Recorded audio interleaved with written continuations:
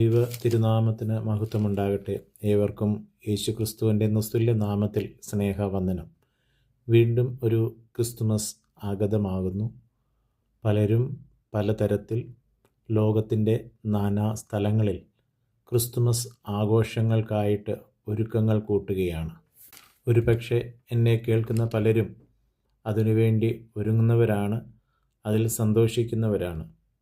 എന്നാൽ ചില ചോദ്യങ്ങളെ നിങ്ങളോട് ചോദിപ്പാനായിട്ട് ആഗ്രഹിക്കുന്നു. നമ്മളുടെ ആഘോഷങ്ങളിൽ എന്തിനാണ് നമ്മൾ കൂടുതൽ പ്രാധാന്യം കൊടുക്കുന്നത്? ഒരു ക്രിസ്മസ് എന്ന് കേൾക്കുമ്പോൾ എന്തിനൊക്കെയാണ് നമ്മൾ മുൻഗണന കൊടുക്കുന്നത്? ഒരു പക്ഷെങ്കിൽ ഈ ചോദ്യം നിങ്ങളോട് നേരിട്ട് ചോദിച്ചാൽ നിങ്ങളിൽ നിന്നും ലഭിക്കുന്നതായ മറുപടികൾ വ്യത്യസ്തമായിരിക്കും. ഒരുപക്ഷെ ചിലർ പറയും ക്രിസ്മസ് കേക്ക്, ചിലർക്ക് ക്രിസ്മസ് ട്രീ, ചിലർക്ക് സ്റ്റാർ, നക്ഷത്രം, മറ്റു ചിലർക്ക് പുൽക്കൂട്, മറ്റു ചിലർക്ക് സമ്മാനങ്ങൾ. അങ്ങനെ പലതരത്തിലുള്ളതായ ക്രിസ്മസ് എന്ന് കേൾക്കുമ്പോൾ നല്ല സദ്യ, ആഘോഷങ്ങൾ, വിവിധ തരത്തിൽ നമ്മൾ ജീവിതത്തെ ആസ്വദിക്കുന്നതായ അനുഭവങ്ങളായി സെലിബ്രേഷൻസ്, ആഘോഷങ്ങളായിട്ട് തീർക്കാറായിട്ടുണ്ട്. ഞാൻ ഇന്നത്തെ ഈ മെസ്സേജിൻ്റെ തലക്കെട്ടിൽ പറഞ്ഞിരിക്കുന്നത് പോലെ, പക്ഷേ പ്രിയമുള്ളവരെ, ഞാനും നിങ്ങളുമൊക്കെ അറിഞ്ഞോ അറിയാതെയോ ആഘോഷങ്ങളിൽ വളരെ പ്രാധാന്യമർഹിക്കുന്നതായ ഒരു കാര്യം നമ്മൾ വിട്ടുപോകുന്നത് പലപ്പോഴും ശ്രദ്ധയിൽപ്പെടാറായിട്ടുണ്ട്. ഞാൻ ഈ തലക്കെട്ടിൽ പറഞ്ഞു, ക്രിസ്തു മിസ്. യേശു ക്രിസ്തു അവിടെ മിസ്സാകുകയാണ്, അല്ലെങ്കിൽ ഇല്ലാതാവുകയാണ്. Missing Christ in our celebration. കർത്താവായ യേശു ക്രിസ്തുവിനെ നമ്മുടെ ആഘോഷങ്ങളിൽ നമ്മൾ മറന്നു പോകുന്നു. ശരിയല്ലേ? ഞാനും നിങ്ങളുമൊക്കെ നന്നായി ഒന്ന് വിലയിരുത്തിയാൽ അതിൻ്റെ പ്രാധാന്യം, അല്ലെങ്കിൽ അത് ശരിയാണ് എന്നുള്ളത് മനസ്സിലാക്കുവാനായിട്ട് കഴിയും. കാരണം ഓരോ ക്രിസ്തുമസ് ആഘോഷങ്ങളിലും ക്രിസ്തുവിൻ്റെ പേര് പറയാറായിട്ടുണ്ട്. ക്രിസ്തുവിൻ്റെ നാമം നമ്മൾ പാട്ടുകളിലും മറ്റു പല സ്ഥലങ്ങളിലും എഴുതി വെക്കാറായിട്ടുണ്ട്.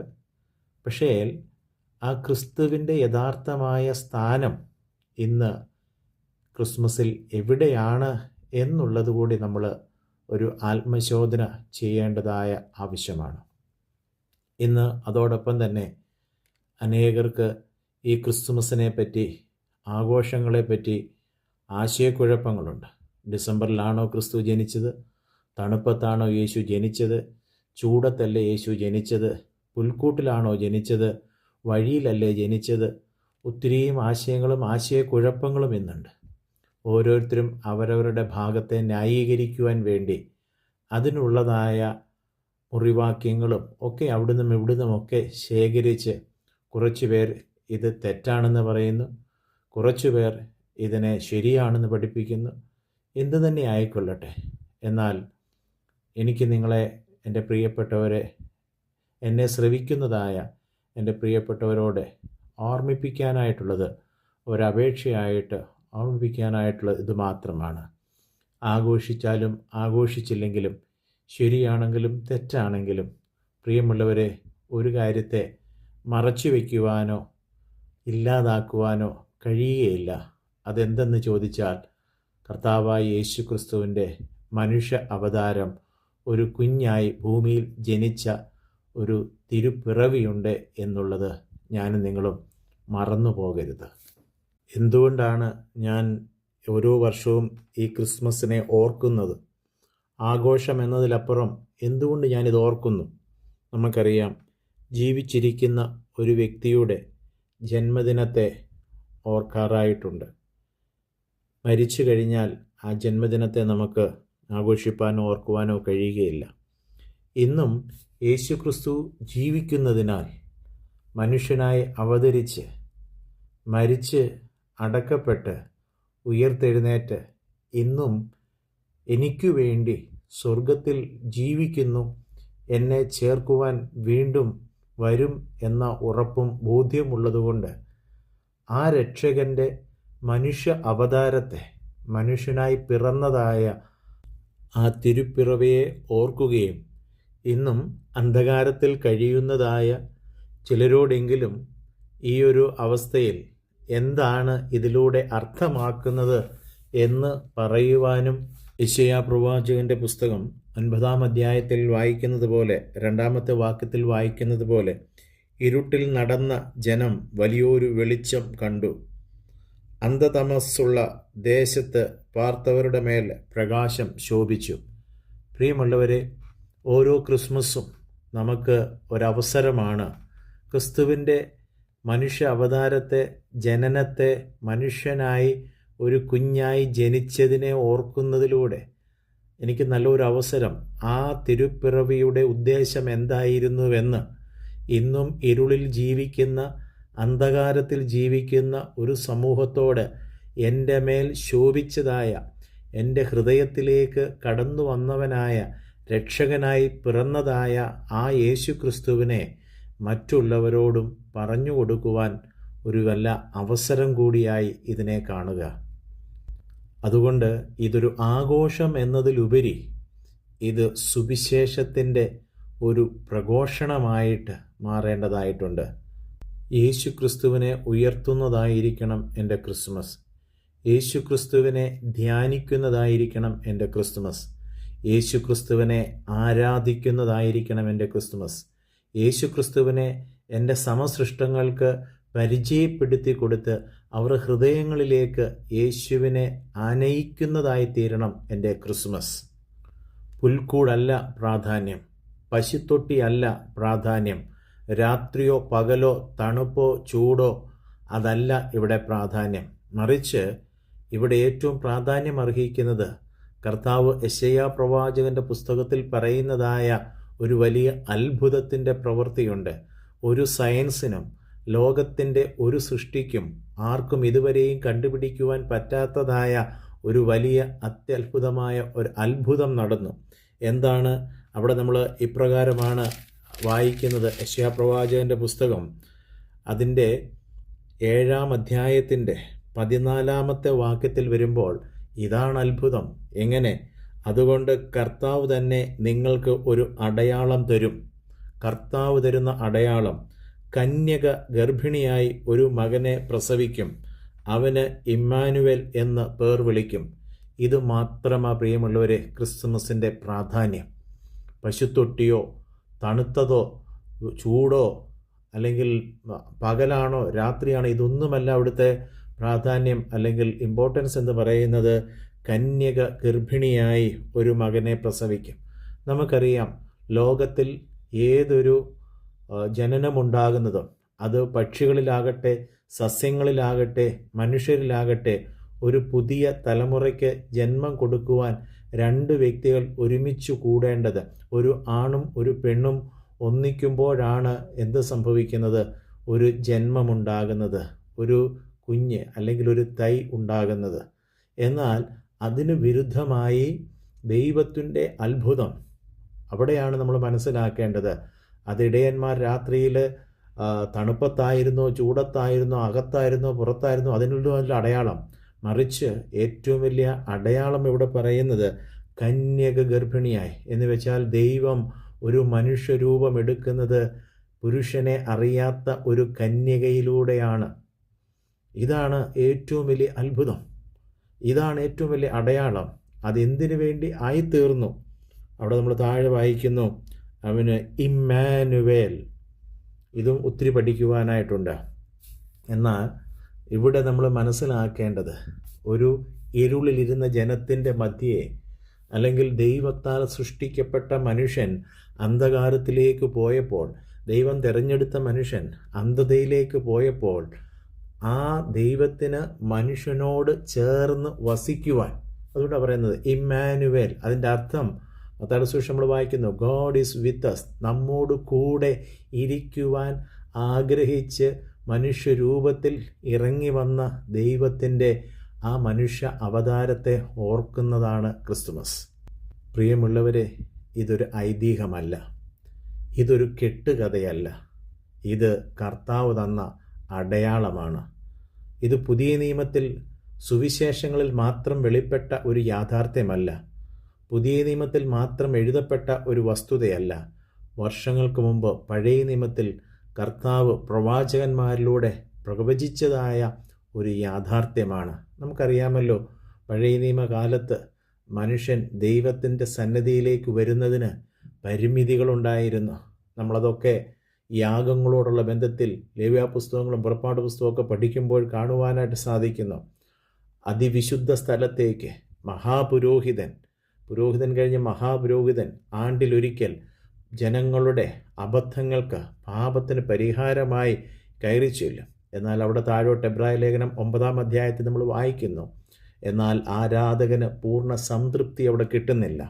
അങ്ങനെ വർഷത്തിലൊരിക്കൽ ദൈവത്തെ കാണുവാനും ദൈവസന്നിധിയിൽ ചെല്ലുവാനും കുറവുകളെ പറയുവാനും അബദ്ധങ്ങൾക്ക് പ്രായശ്ചിത്തം നടത്തുവാനും ഒക്കെയായി ജനം നെട്ടോട്ടമോടി. എന്നാൽ അവിടെയാണ് ദൈവം പറയുകയാണ്, എനിക്ക് ഈ ജനത്തോട് കൂടെ വസിക്കണം. അതുകൊണ്ടാണ് പറഞ്ഞത്, അവൻ നമ്മോട് കൂടെ എന്നർത്ഥമുള്ള ഇമ്മാനുവേൽ എന്ന പേർ വിളിക്കും. അപ്പോൾ ക്രിസ്മസിൻ്റെ ഏറ്റവും വലിയൊരു സന്ദേശം എന്താ? എന്നോട് കൂടെ ഇരിപ്പാൻ ഇറങ്ങി വന്ന ദൈവത്തിൻ്റെ ആ തിരുജനനമാണ്. പ്രിയമുള്ളവരെ, അതുകൊണ്ട് ഓരോ വ്യക്തികളുടെയും ഹൃദയത്തിൽ ക്രിസ്തു ജനിക്കുന്ന ദിവസമാണ് നമ്മുടെ ക്രിസ്തുമസ്.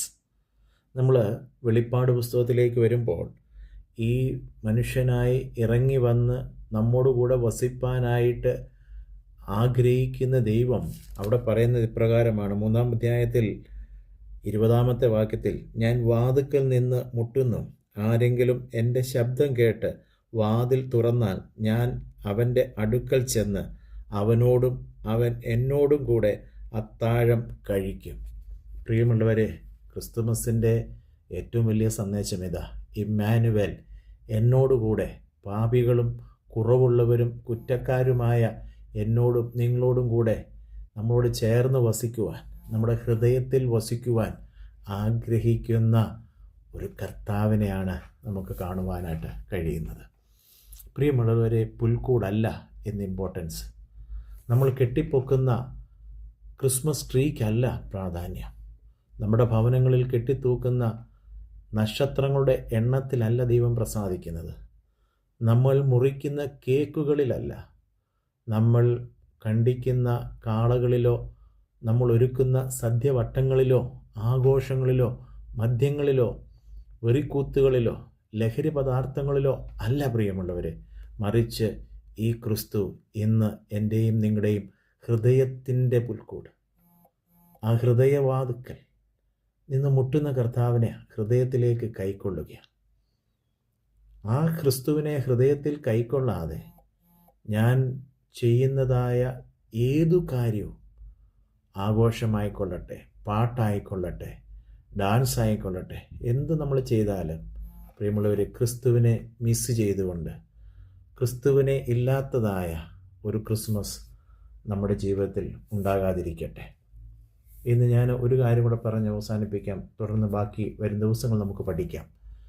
ഇന്ന് നമുക്ക് പള്ളികളിലൊക്കെ ക്രിസ്തുമസിൻ്റെ ആഘോഷങ്ങളിൽ പ്രോഗ്രാം സെലക്ട് ചെയ്യും. പലപ്പോഴും അച്ഛന്മാരെയൊക്കെ ഗസ്റ്റായിട്ടും പലരെയൊക്കെ നമ്മൾ ഗസ്റ്റ് സ്പീക്കറായിട്ട് വിളിക്കും ക്രിസ്മസ് സന്ദേശത്തിന് വേണ്ടി. ഞാൻ പലയിടത്തും അങ്ങനെ പോയിട്ടുണ്ട്. പലപ്പോഴും ആൾക്കാർ അവിടെ ചെല്ലുമ്പോൾ അവർ പറയുന്നതായ അവിടുത്തെ സംഘാടകർ പറയുന്ന ഒരു കാര്യമുണ്ട്, അച്ഛാ 10 മിനിറ്റ്, ഒരു 20 മിനിറ്റ്, അതിൽ കൂടുതൽ പോകല്ലേ. കാരണം ഇവിടെ എല്ലാവരും കുഞ്ഞുങ്ങളുടെ പ്രോഗ്രാം കാണാനായിട്ട്, കുഞ്ഞുങ്ങളുടെ ഡാൻസ് കാണാനായിട്ട്, അവരുടേതായ ആ പ്രോഗ്രാം കാണാനായിട്ട് വെയിറ്റ് ചെയ്തിരിക്കുകയാണ്. അതുകൊണ്ട് നമ്മൾ ഒത്തിരി പ്രസംഗം നീട്ടിക്കൊണ്ടുപോകരുത്. അവിടെ തന്നെ നമുക്ക് മനസ്സിലാക്കുവാനായിട്ട് സാധിക്കും, ക്രിസ്തുവിനെ വേണ്ട, ക്രിസ്തുവിൻ്റെ സന്ദേശം വേണ്ട, മറിച്ച് അത് കഴിയുമ്പോൾ അവിടെ ആഘോഷങ്ങളാണ്. Dance, cinematic dance.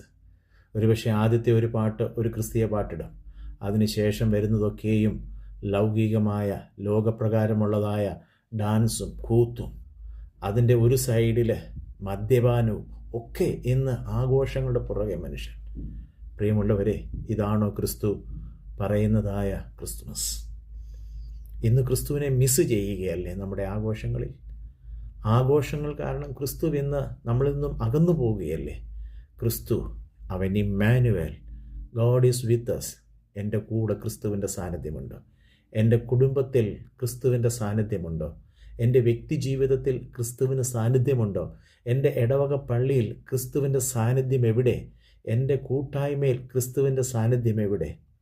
പ്രിയമുള്ളവരെ, ഒരു ആത്മശോധന ചെയ്യണം.